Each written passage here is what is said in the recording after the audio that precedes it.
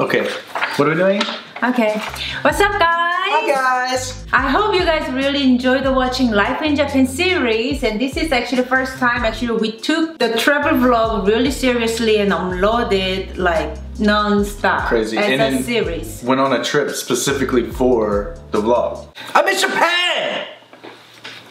Sorry. So this episode is not really quite an episode, but it's more like our bonus clip for you guys to kind of finish up and wrapping up this Life in Japan series, and wanted to hear about what you were thinking about the series and what you want to see more, where we should go next and all that stuff. What was the most beautiful spot in Japan you think everybody should visit based on where we went?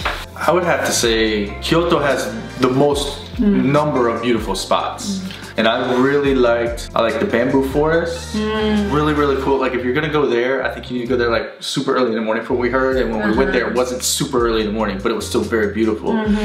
Even though we went in like kind of the day, it's kind of spread out. I mean, the bamboo forest part is kind of condensed, but it was just like kind of so peaceful and surreal that like that much bamboo grows that tall. Like it was like, it was awesome. The best thing happened in the Arashiyama bamboo forest to us. That day was some kind of a special day in Japan, that they actually making this little food to kick out some bad demons like the in ghosts, their life, right? of the year. Ghosts, Yeah. It almost seemed like the temple people or volunteers were just there to do it, and like you give like a little donation, they give you the ticket. Yeah, just get the number, ticket, and they were giving us this red bean soup, really thin, sweet red bean soup with grilled mochi inside. Oh my god, that was so good.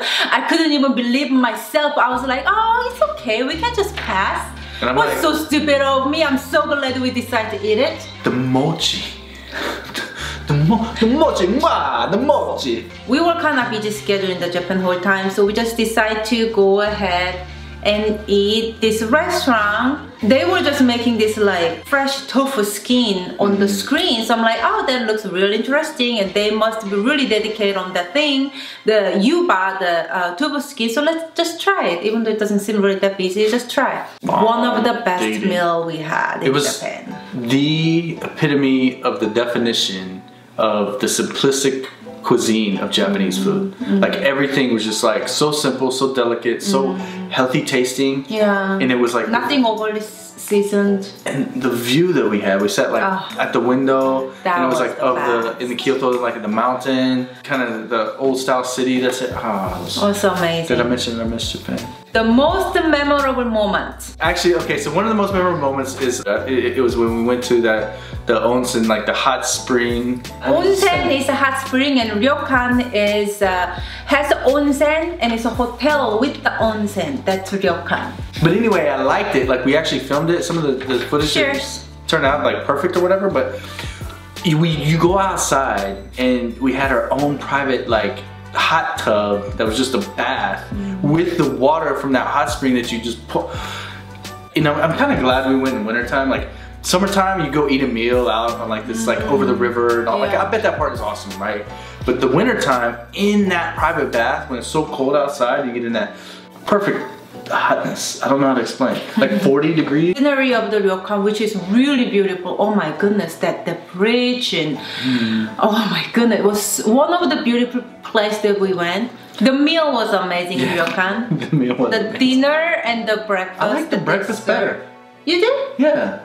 It tasted like more clean. Like the dinner was cool because they came to the room. It was like Japanese room service. It was really cool. Yeah, because the very first ryokan I went by myself before you went to Japan, we had to go into the dining room where it's like private dining room. It was really nice. But this one, they actually served the dinner in the room. It was really nice. I loved all the hot tea. I don't know what I like better, because the dinner I had the sake. Finally, I'm eating Japanese crab. And the breakfast was really nice because I didn't have to cook it, and I'm eating warm meal. Every meal that they had like all the different textures and flavors that went together so well, but at the same time so delicate.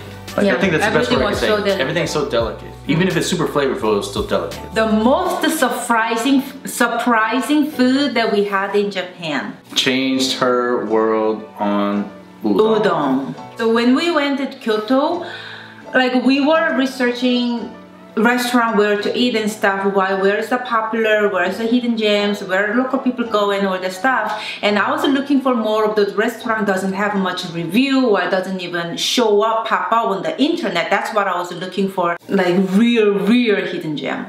And I found the one around our Airbnb. So we went there, and actually their specialty is udon. My mind of udon was very small. I tried several udons in Korea and I never liked it. But that restaurant, I don't know what she did to the noodles. MSG, dude. No, the texture of the udon noodles. Oh, the noodle, yeah. It was the texture of the udon noodles, that changed my universe of udon. It was like they were tender, but they held together just enough. And the flavor together was freaking amazing. It was so good. So good. I got like the shrimp tempura. Normally I get it, and because it gets all soggy, I'm like, you know, it gets all soggy. Tempura is supposed to be like crunchy or something like that. But that one, it was just like, made sense. Yeah, there was only like what 3-4 ingredients in the whole thing, and I could have ate another bowl, but that udon experience is really proved my philosophy about the food. You know my philosophy about the food. If you don't like something, you didn't have it in the right way. That's why I don't like it. Yeah.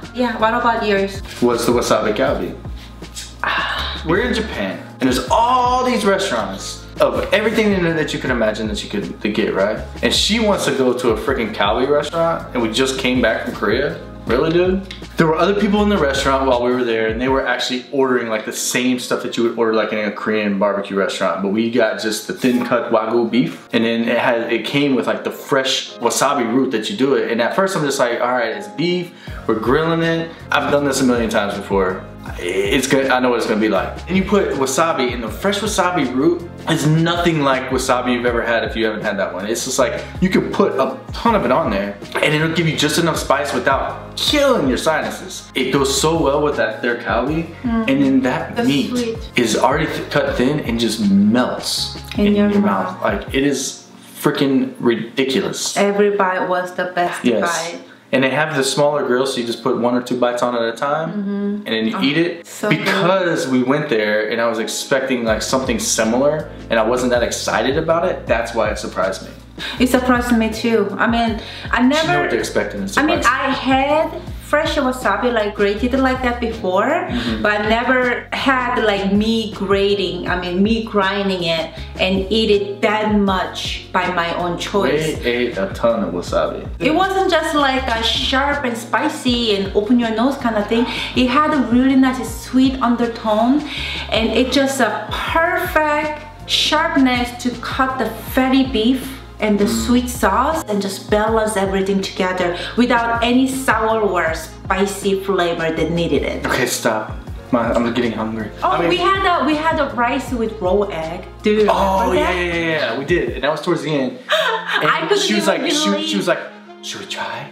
And I'm like, yeah, of course, dude. Like, let's do it. It's in Japan, and their egg and chicken is one of the best in the world. I'm just wanna try. They have different rules there, right? Freaking warm, yeah. They have different law to raise their chicken and eggs. That's why you can eat like the raw chicken, sashimi, and stuff like that. Yeah. Next trip. So just a warm bowl of rice, just freshly cooked, and the raw egg just crack in it, and little boop, boop, boop, soy sauce.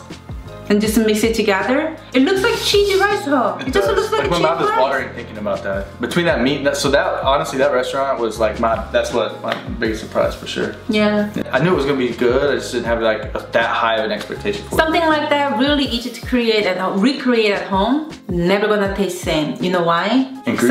Such a simple dish, but yeah, ingredients. You cannot get that quality ingredient. I don't know where to get that quality of the egg. That can make rice as cheesy as it can be, with just raw egg. Just in case, if you guys wonder, the restaurant name is Heiwan restaurant. It's in Tokyo, but it's a little far away from the main street. So worth the trip though. Where to get sushi in Japan? The one place that we went to when we were in Shinjuku. The sushi restaurant we went. Yeah. Actually, that one was too more like a local place. When we went there, my favorite part was there's no like tourist people, but they are ready for tourist people though, because accidentally people coming into that restaurant, even though it's more for tourist to local people. So they have an English menu. The sushi chefs are able to have a little conversation with very little bit of English, which was even that much is super helpful. Yeah, just like a little bit, couple words. Yeah, that's helpful. That's really helpful. Every single bite that we had at the restaurant melt in your mouth. That sushi restaurant is one of the restaurants I definitely want to go back if we go back to Shinjuku or Tokyo. The other place I really liked the sushi was actually kind of cliche, but Tsuchiki Market. The tuna that we had over there. It was just like a really random place. It wasn't even popular sushi place at all. And we knew that place is not. It was just open. It was just open. Okay, that day was a holiday for Tsuchiki Market, so we didn't get to experience much. But we had like obviously the famous tamagoyaki. So you know, even the holiday Tsuchiki Market closed, the street food will be open. Yeah, that's the egg roll, right? Yeah, tamagoyaki roll. On a stick. That's another one of those things I was not excited about, and I was just like, they had talking about an egg on a stick, man. Like, it's a freaking egg, scrambled egg, omelet. How good can it be? It was good. Yep. It was really good. They had a sweet one and a regular one. I prefer the regular one. I like both. Tsuchiki Market is really known for their option for the tuna, right? So I kind of had a little game plan of wherever I go into Tsuchiki Market, tuna will be awesome. That's what I was thinking. So when we went there, I kind of surprised when Jacob ordered salmon. I'm like, why do you got tuna, I got salmon. We can try two different things. Like, I don't want to share my tuna with you, but okay. It was like, and I got like, it was like with salmon eggs too, which isn't really my favorite, like pop in your mouth and like salty. Way too salty. It was good. I even tried to push you to order tuna, but then you almost got angry at me to why you trying to tell me all the time what to order, maybe because I know a little bit better about the food than you. Tsuchiki Market for tuna, the best tuna ever, and it doesn't matter where you're going. So do not wasting your time waiting on famous restaurant, because wherever you go, freaking the tuna will be blow your mind no matter what. Yeah. Right? It's all right there from the market. It's super fast. But do not, that's my point. Do not wasting your time on waiting on famous restaurant. That was my point at the Tsuchiki Market. And was the worst food we had in Japan. And so we went to the soba place, and there was two of them. So there was one like, the soba was like $3 or something. I don't remember. It was like 300 won. It was really cheap though. The one that was like 30 yen more, it had a picture of wasabi on it. So I'm like, I want that one because I want the wasabi in it. And it was breakfast time still, or like late breakfast. And we didn't know what was different. No. It looked the same. So I'm sitting there thinking, and I'm like, well, I want to add some soda. So I want egg. Duh, you put an egg in soba. Breakfast. So delicious, right? And then they had the potato croquette. And I wanted to add that in there too. The lady's like looking confused, like, are you sure you want to order it like this? Yeah. That's what I got out of it. Go, just do it. So I get the bowl, and then we figured out what the difference was between the two soba bowls. One, hers, was nice and hot, and mine was cold noodles, cold soba. So there's literally a hot potato croquette in the bowl of cold noodles. Noodle soup. And a raw egg. Correct eating already. In the bowl of soba. So of course, because I'm kind of embarrassed about this at the moment, I'm just gonna freaking eat it. So maybe you could have. I know. So what I ended up doing is I just. It was such a cheap meal. I took the croquette because it was already getting soggy from the cold. So then I just mixed it all up. Like I scrambled the egg in with the noodles and just said, F it, ate it. I need to learn some Japanese. That's what I need to do. But I ate it. Like a champ. I think that's all the story we have left, and we are really proud and happy that how the life in Japan turned out. Because when we were doing life in Korea, it was more like we were actually living there for a couple months there because of his work, and it wasn't as epic and like crazy as life in Japan. So we are feel special about this series and how it went. And so please give us thumbs up how it went if you loved watching life in Japan, and let us know, comment down below where we should go next and what was your favorite part of life in Japan. And also if you are kind of curious about this adorable cute ramen girl eating ramen t-shirt, this is actually my merch. I actually hand drew this, and you can actually purchase this. The link down below in the description box. Go ahead and check it out. Yeah, I think that's about it. Don't forget to subscribe, and we will see you next time. And actually I will see you very soon at Asian at Home. I love you guys. Bye.